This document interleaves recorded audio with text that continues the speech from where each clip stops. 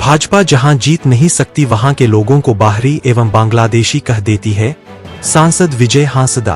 पिछले 10 सालों से केंद्र में बीजेपी की सरकार है।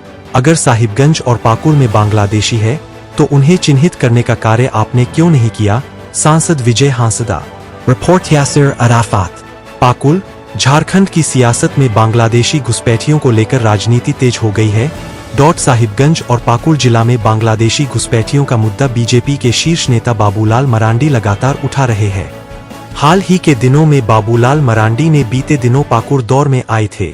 उन्होंने अपने बयान में कहा था कि पाकुड़ और साहिबगंज जिला में बांग्लादेशी घुसपैठियों की तादाद काफी संख्या में बढ़ी है। यह बयान अभी ठंडा ही नहीं हुआ था। उनके सोशल मीडिया अकाउंट पर दूसरा बयान आ जाता है जिसमें वे सरकार पर और पूर्व मंत्री आलमगीर आलम पर कटाक्ष करते हुए लिखते हैं। मैं झारखंड को आज बताने आया हूं कि झारखंड मुक्ति मोर्चा सबसे भ्रष्ट सरकार है।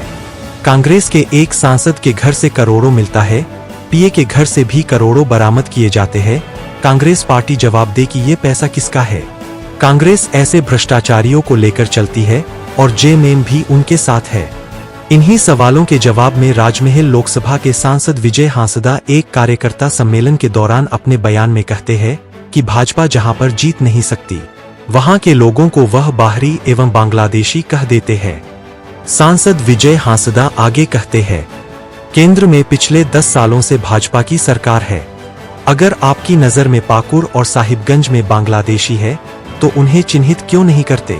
अगर आपको लगता है कि यहाँ पर बांग्लादेशी है तो आप उन्हें चिन्हित कर क्यों नहीं निकाला? खैर, सांसद विजय हांसदा ने कार्यक्रम के दौरान अपने भाषण के माध्यम से बहुत कुछ कहा। साथ ही मीडिया को अपना बयान देते हुए बांग्लादेशी घुसपैठियों के मुद्दे को लेकर भी जवाब दिया। वहीं उक्त कार्यक्रम में झारखंड मुक्ति मोर्चा के शीर्ष नेता हेमलाल मुर्मू ने भी भाषण के माध्यम से कार्यकर्ताओं के अंदर जोश भरते हुए दिखाई दिए। सर, बताएंगे क्या कुछ लेके कार्यक्रम आज आयोजित हुआ? लगातार अभी हर एक विधानसभा वाइज के इलेक्शन के बाद ऐसा मौका सदन भी चल रहा था। प्रत्येक विधानसभा वाइज समीक्षा बैठक के साथ जो पंचायत स्तरीय समस्याएं हैं और आने वाली विधानसभा चुनाव की तैयारी, क्योंकि इस बार हम लोगों ने पूरे राजमहल लोकसभा अंतर्गत जो 6 विधानसभा है, 6 के 6 विधानसभा हम लोगों ने लीड की है और उसके तहत ये जिम्मेदारी हम लोग के ऊपर भी है कि हम लोग विधानसभा में भी 6 सीट जिता करके इंडिया गठबंधन की झोली में दें ताकि हमारे हेमंत जी फिर से मुख्यमंत्री बने, हमारी सरकार बने और मतलब जन कल्याणकारी योजनाएं जिस गति से बढ़ी है उसको और दुगनी गति मिले। भाजपा पार्टी का सर आरोप है कि हेमंत सोरेन सरकार ने पिछले 5 सालों में जो मैनिफेस्टो में वादा किए थे कोई भी वादा पूरा नहीं किया है। ये बाबूलाल मरांडी जी पाकुड़ आए थे और गोड्डा विधायक अमित मंडल जी आए थे, उनका ये बयान है, क्या कहेंगे सर?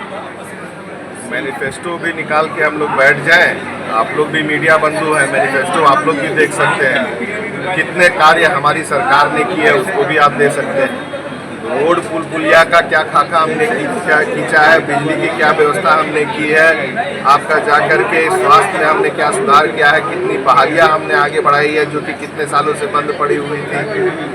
पेंशन, यूनिवर्सल पेंशन हो, राशन हो, जो चीज़ हमारे केंद्र सरकार द्वारा राज्य सरकार को नहीं दिया गया उसके बावजूद जिस तरह से हम लोगों ने कार्य को आगे बढ़ाने का कार्य किया है, जनता देख रही है और जनता ने उसी बनिस्बत लोकसभा में भी अपना जो सोच है उसे दर्शाया है और माननीय हेमंत सोरेन जी को भी जेल में डाल करके जिस तरह से रखा गया बेवजह 5 महीना बाद वो निकले, ये पूर्ण रूप में साबित हो रहा है एन टेन प्रकारेण उन्हें सिर्फ सत्ता से मतलब है, जनता से मतलब नहीं।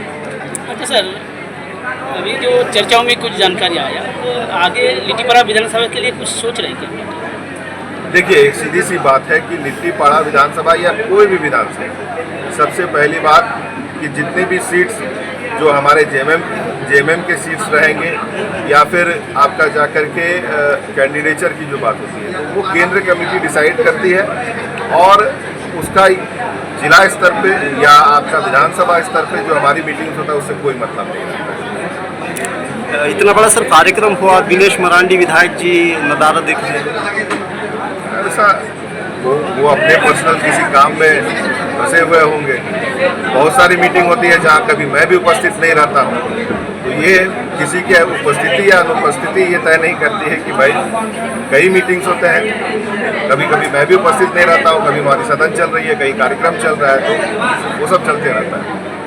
एक अंतिम सवाल सर, बीजेपी द्वारा साहिबगंज और पूरे संथाल परगना खास करके साहिबगंज और पाकुड़ जिला में बाबूलाल मरांडी जी सहित और तमाम शीर्ष नेता बांग्लादेशी घुसपैठियों का मामला लगातार उठा रहे हैं सर, क्या कहें?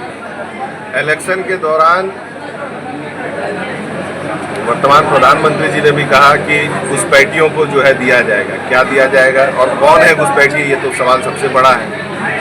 जो बीजेपी को वोट नहीं देगा वो घुसपैठिया हो जाएगा।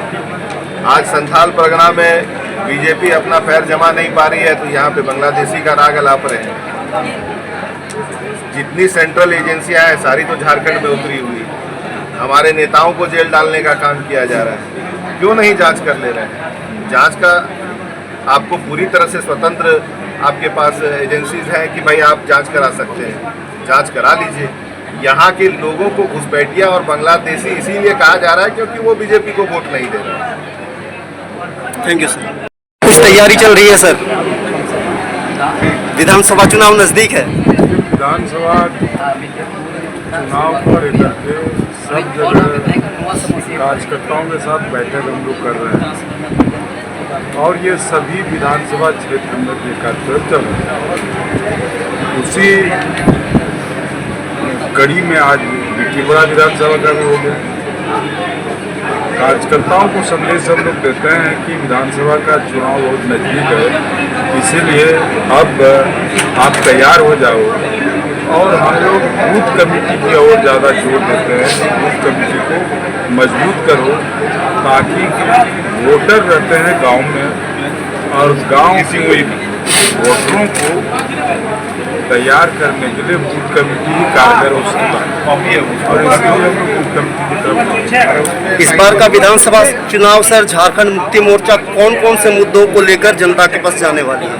जितना हमारी सरकार और हेमंत सोरेन के नेतृत्व में जितना कार्य किया गया है जनहित के मुद्दों को लेकर के, उन तमाम सवालों को हम लोग वोट का मुद्दा बनाएंगे। धन्यवाद।